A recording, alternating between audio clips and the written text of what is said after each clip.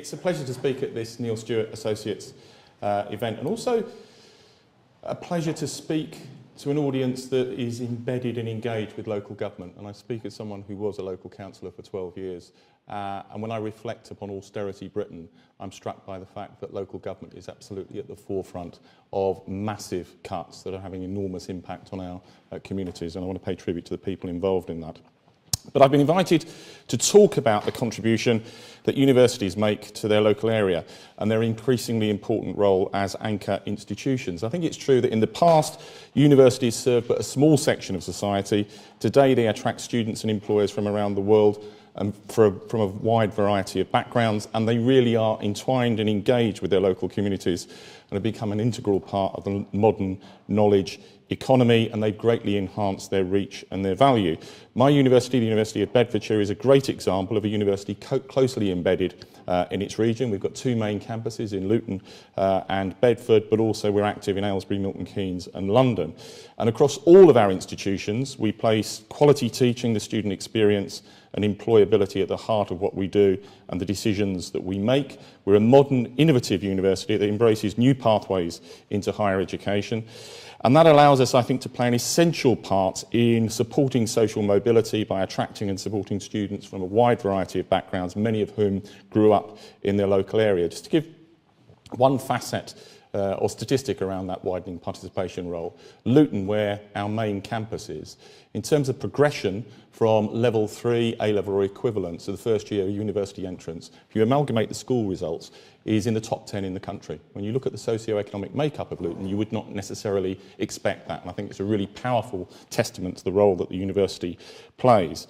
We also work hard to ensure that all our students receive the support they need to excel. Student satisfaction at the university is high, and last year we were awarded a silver in the first Teaching Excellence Framework. Now, as a former universities minister and now as a Vice-Chancellor, I recognise that universities are a critical component to the development of our regions. And there are, in my view, three distinct ways in which universities contribute substantially to regional prosperity and growth. Firstly, they make themselves a sizable economic contribution to their regions. It was estimated in 2014-15, UK universities, together with their international students and visitors, generated 53 billion gross value-added contribution to UK GDP. Put it differently, in total, £1 in every 34 of UK GDP is attributable to the activities of universities and their international students and visitors' expenditure.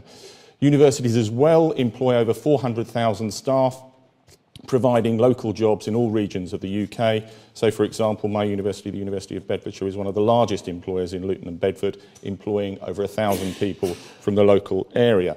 In addition to the staff they directly employ, university supply chains support a range of industries and jobs, and in total it's estimated that universities directly and indirectly support close to 1 million jobs across the UK.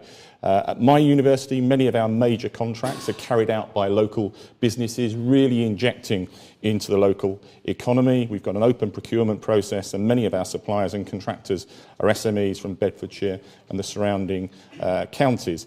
Just some examples: Bedfordshire-based companies DJ Russell and Harrison's have each won large maintenance tenders at the university. F&R Corley, a local waste management and hazardous waste company, won our waste tender, and we also regularly use local transport companies as well as a number of local sports instructors to our Get Into Sport scheme. In addition, most of our students live on campus and use local shops, bars and restaurants, and that also greatly supports our local high street and economy. We're also international. If you look at the evidence, international students and what they bring to the local area generate something close to £14 billion in gross value added to UK GDP.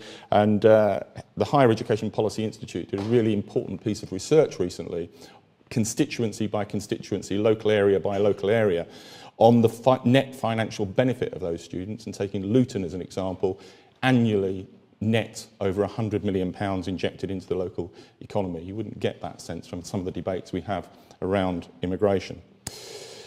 The direct impact of universities on the UK's economy is therefore significant, but it only captures, I think, a small part of universities' contributions to their region. Indeed, universities play an essential part in boosting the UK's long-term productive capacity, and that takes me to my second point. Universities are a fundamental driving force of innovation and knowledge exchange, shaping the future of industries. And there are lots of ways in which universities do that, through their research, through collaboration with business and public services, through their graduates and through those that they inspire. Universities supply the high-level skills that our industries and local services need. That keeps existing firms and services running, but our graduates and research expertise also help to attract new investment and businesses to our regions. Our graduates are equipped with knowledge, but also, critically, with the skills of being creative, independent and resourceful.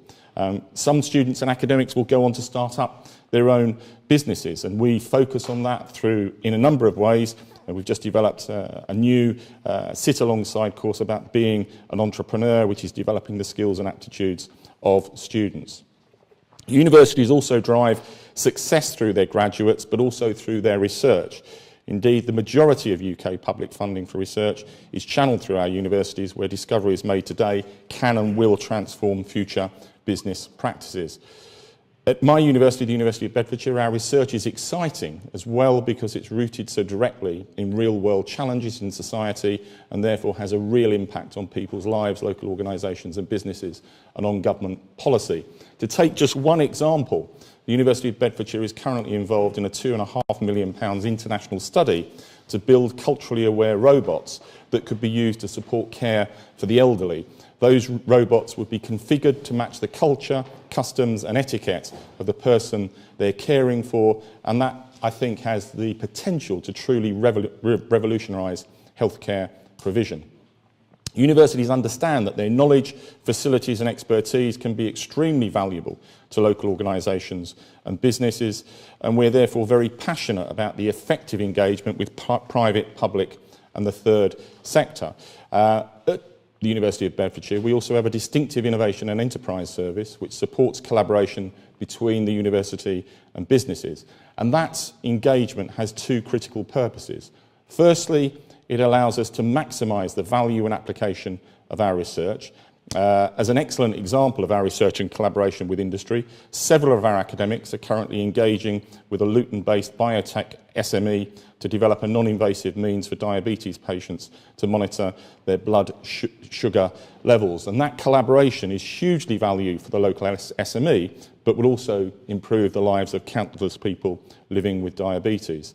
The second purpose of research collaboration is that it enables us to provide support and advice to local companies.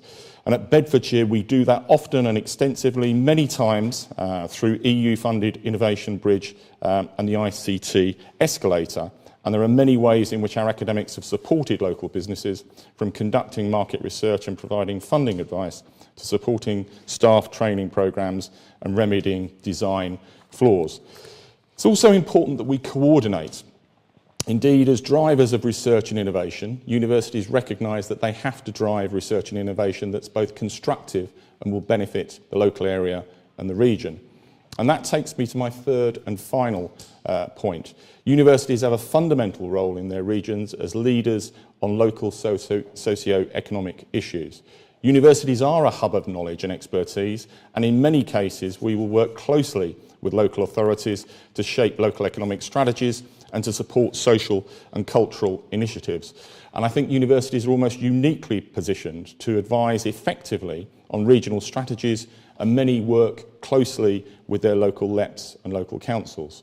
A key priority for universities is to ensure that their research and teaching priorities are linked to local and social needs. The days in the past of universities being standalone elite institutions cut apart from their local communities, I think, is thankfully something of the past. And that does therefore mean we have to be involved in responding to changes in our regions and seizing opportunities for success.